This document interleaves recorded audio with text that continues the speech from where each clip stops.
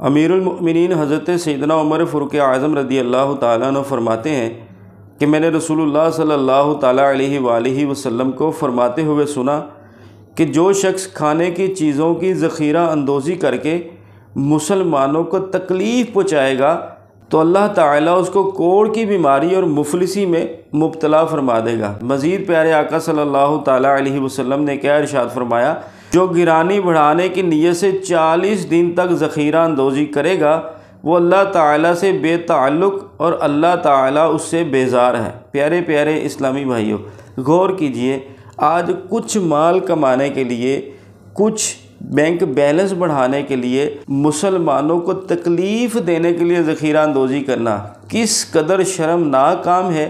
اور نبی کریم صلی اللہ تعالیٰ علیہ وسلم نے کیا ارشاد فرمایا کہ اللہ تبارک و تعالیٰ اس کو کوڑ کی بیماری میں اور مفلسی کے اندر مبتلا فرما دے گا۔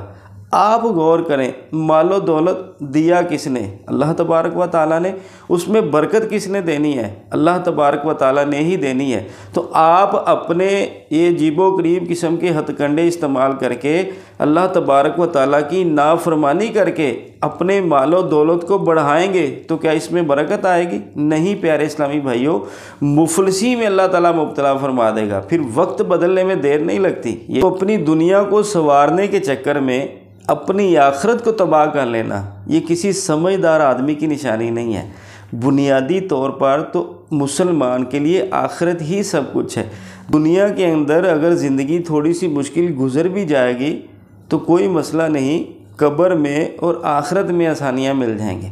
تو اللہ تبارک و تعالیٰ کی بارگاہ میں دعا ہے کہ اللہ تعالیٰ ہمیں مسلمانوں کو تکلیف دینے سے بچنے کی توفیق عطا فرمائے اور ایسے ان تمام کاموں سے محفوظ فرمائے جو کسی کے لیے تکلیف کا باعث بنتے ہیں۔